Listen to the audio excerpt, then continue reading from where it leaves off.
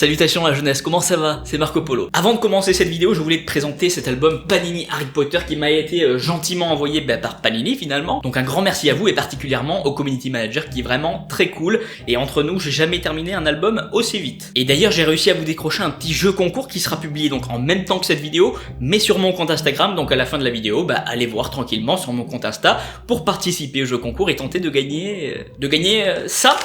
Voilà, un starter pack avec donc le classeur pour ranger toutes les cartes. C'est plus des autocollants, c'est des cartes, mais je vais en parler rapidement après.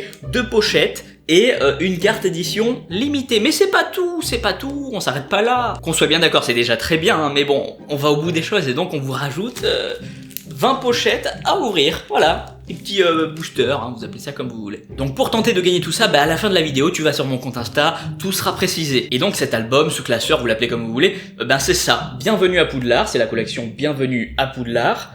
Hop, voilà. La lumière, le focus, s'il vous plaît, respectez-moi. Merci bien.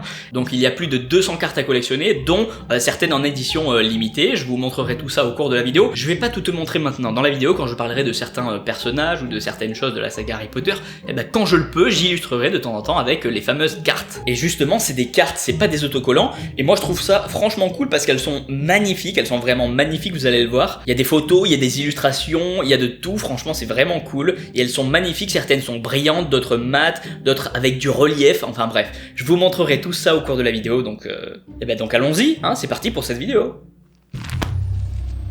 Alors l'objectif de cette vidéo c'est de faire un classement du pire au meilleur professeur de Poudlard, et pour ça je vais prendre en compte plusieurs critères comme la compétence du professeur dans sa propre matière, sa pédagogie, son rapport avec les élèves, et évidemment je ferai du cas par cas, donc toutes les petites particularités de chacun, on en parlera. Dans la saga il y a énormément de professeurs, certains qu'on connaît très bien, d'autres très peu. Ceux qu'on connaît très peu je vais déjà les mettre de côté, ceux qu'on voit même pas dans les films je les mets de côté parce qu'on n'a pas suffisamment d'informations donc on n'est pas vraiment objectif. Il y a aussi des professeurs populaires que je vais mettre de côté. Par exemple, je vais mettre Quirrell de côté tout simplement parce que déjà il a ramené Voldemort à Poudlard, hein, et puis il enseigne la défense contre les forces du mal alors qu'il peut clairement être qualifié de force du mal lui-même puisque c'est un mange-mort. Et en plus de ça, on n'a pas énormément d'infos sur ce personnage donc vraiment on le met de côté. Je vais pas non plus parler d'Alastor Maugrey-Folleuil et c'est dommage parce que c'est un personnage vraiment intéressant, mais le vrai, le faux, du coup on sait pas grand chose sur le vrai Alastor Maugrey-Folleuil finalement.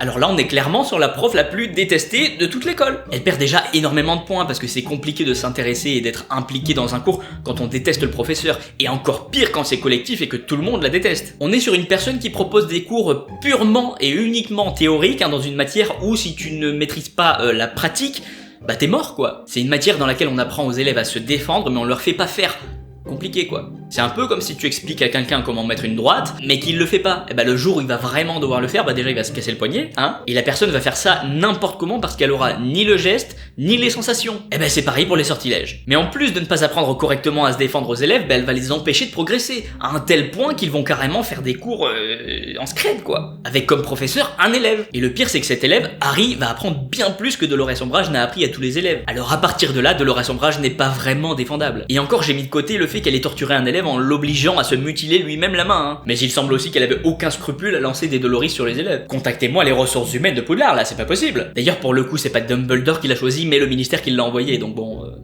triste affaire. Élu 5 fois le sourire le plus charmeur. C'est avec grand regret que Gilderoy Lockhart apparaît dans le bas de mon classement. Il est con mais je l'aime bien. Mais il est con. Bon, allons au cœur du sujet. En fait, le problème de Gilderoy Lockhart, c'est qu'il ment, et il ment sur toute son expérience, sur tous ses exploits qu'il a fait, et le pire, je crois qu'il s'en est vraiment persuadé lui-même. Oui, parce qu'à chaque fois, il veut faire des démonstrations de son talent. Ça montre qu'à force de mentir, le mec, il y croit, quoi. Il a réussi à s'auto-convaincre. Par exemple, quand Harry se blesse au Quidditch, Gilderoy sait pertinemment qu'il a pas les compétences pour le soigner.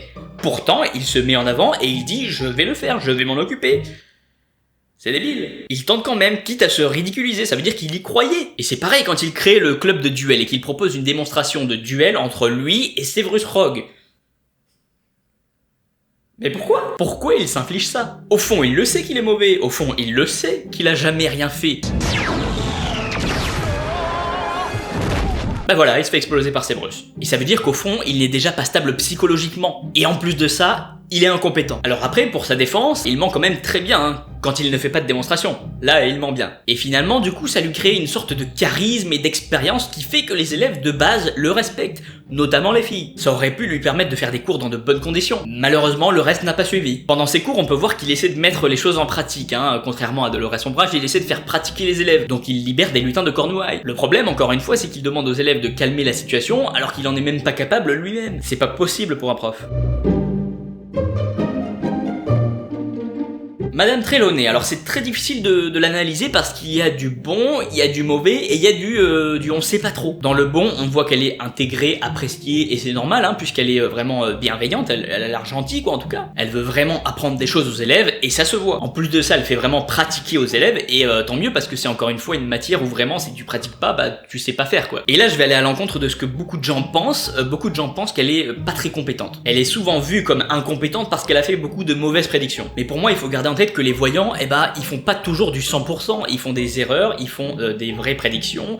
Donc bon, et ce dont on est sûr, c'est qu'elle a fait 2 prophéties qui se sont avérées. 2 prophéties qui sont quand même les plus grosses prophéties de toute la saga Harry Potter. Et ça c'est pas rien, faut pas l'oublier. On peut aussi prendre en compte le fait qu'elle aurait prédit de nombreuses morts, comme celle de Dumbledore, de Remus Lupin, de Sirius Black, mais on n'en est pas sûr, c'est pas avéré, ce sont plutôt des théories, donc je le prends pas vraiment en compte, mais on peut le garder dans un coin de la tête. Et pour toutes ces raisons, bah, je suis un peu mitigé sur cette prof, donc elle restera en milieu bas de classement.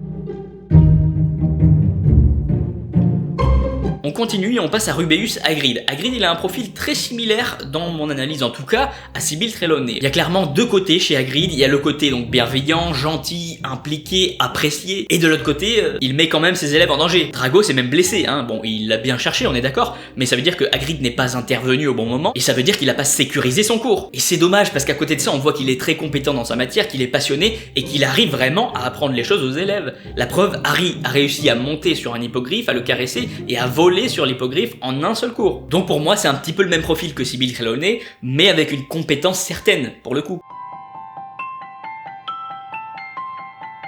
Madame Bibine, alors elle arrive très bien à maîtriser son cours, elle sait mettre les élèves dans un mood propice à travailler, elle sait faire de la discipline et ses cours ont l'air cadrés, organisés. Elle arrive à se faire respecter, bon elle hurle un peu, mais ça fait penser un petit peu au coach sportif quoi, hein, ça met dans le mood sport quoi. On reste dans le thème et c'est pas plus mal. En plus de ça, elle arrive à transmettre sa passion, notamment pour le sport et le Quidditch en particulier, et elle propose même aux meilleurs d'intégrer les équipes de Quidditch. C'est plutôt cool et en plus c'est elle qui organise tous ces événements. Après, niveau sécurité de ses cours, bon, c'est le Quidditch quoi, j'ai envie de te dire, de base le Quidditch c'est pas le sport le plus sécure du monde, hein. On est quand même sur un sport qui fait voler les élèves à des centaines de mètres de hauteur, hein, qui fait qu'à tout moment ils peuvent recevoir un cognard à toute vitesse dans la gueule, hein, qui fait qu'ils peuvent monter si haut dans le ciel qu'à un moment donné ils risquent de croiser des mange-morts ou autre chose, hein, qui sont à moitié en train de se battre avec les adversaires. On n'est pas sur de la sécurité optimale quoi, mais bon j'ai envie de te dire c'est pas la faute de Madame Bibine, hein, c'est surtout la faute du sport quoi, donc Poudlard y est aussi pour quelque chose, ils ont accepté de mettre le Quidditch à Poudlard, donc bon, voilà.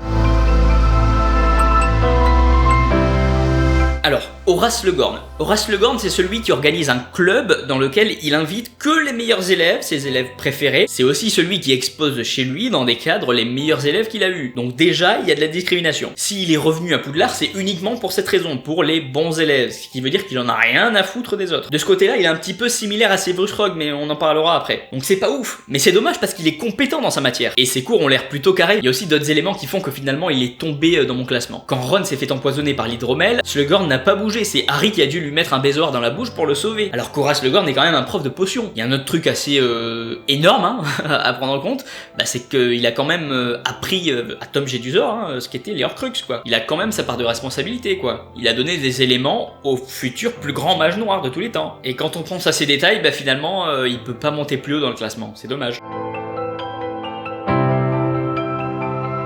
À Severus Rogue. Alors Severus, c'est toujours une galère de parler de lui parce qu'il est tellement complexe que bah, c'est encore plus complexe de devoir l'analyser. Severus, il y a du très bon et il y a du très mauvais. On va pas se le cacher, Severus est odieux avec ses élèves. Il leur parle mal, il les discrimine puisqu'il met en avant les Serpentards, hein, ils s'en bat les yeux des autres. Et puis on peut pas dire qu'il est vraiment agréable, diplomate, tout ça quoi. Le mec se permet même de mettre des petites claques aux élèves.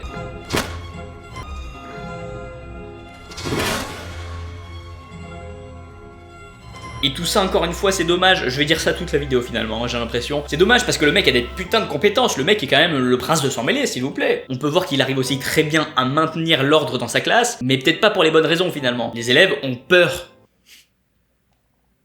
C'est dommage. Ça aurait pu être l'un des meilleurs professeurs. Mais non. Pomona qui est professeure mais qui est aussi la directrice de la maison Poufsouffle. Elle sait maintenir l'ordre dans sa classe, se faire apprécier, se faire respecter, elle est bienveillante, encourageante et professionnelle. Elle sait adapter ses cours et les rendre safe pour s'adapter aux élèves finalement en proposant par exemple des mandragores bébés quoi. Elle a l'air passionnée et passionnante et les élèves ils apprennent. On est donc clairement sur une bonne prof, il y a tout qui va. Le seul truc qui fait qu'elle est pas montée dans le classement, c'est qu'il n'y a pas ce petit bonus, ce petit surplus, ce dépassement de fonction quoi finalement. Et juste devant Pomona, il y a Filius Flitwick, le directeur de la maison Serre d'Aigle. Clairement, il semble avoir les mêmes qualités, les mêmes points positifs que Pomona Chourave en étant compétent, pédagogue, bienveillant. Et ce qui fait que finalement, dans mon classement, il est passé devant Pomona Chourave, et c'est qu'il gère en plus de ça la chorale de Poudlard. Un petit plus qui fait que voilà, il gagne une place quoi. Rémus Lupin, c'est un prof très compétent, il a lui-même affronté les forces du mal avec l'Ordre du Phénix. Il est très apprécié parce qu'il est compétent, bienveillant, dynamique, moderne, j'ai envie de te dire. Et en plus, il propose des cours vraiment intéressants et ludiques. Comme par exemple le cours où il met les élèves face à un épouvantard. On peut voir qu'il met même de la musique à un moment donné. Donc vraiment, il essaie de proposer des cours dynamiques et ludiques. Dans ce cours, par exemple, il apprend aux élèves donc à maîtriser le sort Ridiculus.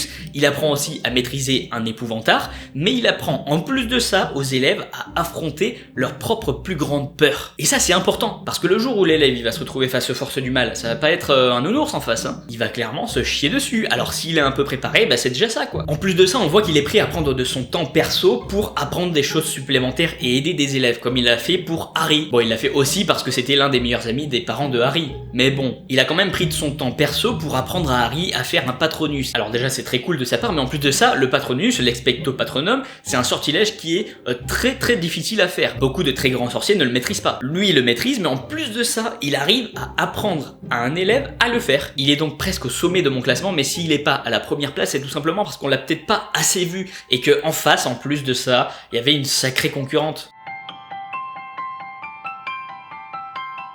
Minerva, bon, elle mérite clairement cette première place. Côté cours, elle se fait respecter, mais pas par la peur, contrairement à Severus Rogue. Elle est très stricte, mais très juste, et finalement, c'est ça qui fait que ses cours sont carrés. Elle est très bienveillante, très compétente, etc. Tout ça, vraiment, on n'a aucun doute là-dessus. Elle est très appréciée, et en plus d'être prof, elle est directrice de la maison Gryffondor. Mais je vais pas m'attarder sur toutes ses compétences de professeur pur et dur, qui sont vraiment incontestables, et je vais ouvrir cette analyse à d'autres points. Minerva, elle est très empathique, elle cherche à comprendre les élèves, et ça, c'est hyper important. Elle applique pas bêtement le règlement, elle s'adapte aux situations, aux élèves. Par exemple, quand Harry a besoin de liberté pour pouvoir avancer dans son combat face à Voldemort, finalement, elle lui laisse cette liberté, elle comprend. Elle observe aussi beaucoup les élèves, leur comportement, ce qui fait qu'elle les connaît, et ça c'est capital. Et en plus de ça, on peut voir qu'elle a très souvent des comportements maternels envers les élèves, mais maternels en restant professionnels et en gardant quand même la distance nécessaire. Et je me dis que là, si on allait voir des parents d'élèves et qu'on leur demandait de décrire le professeur parfait qu'ils rêveraient pour leurs enfants, finalement, ce qu'ils décriraient, ce serait clairement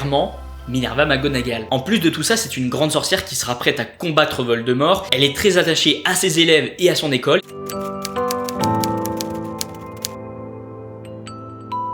Et elle est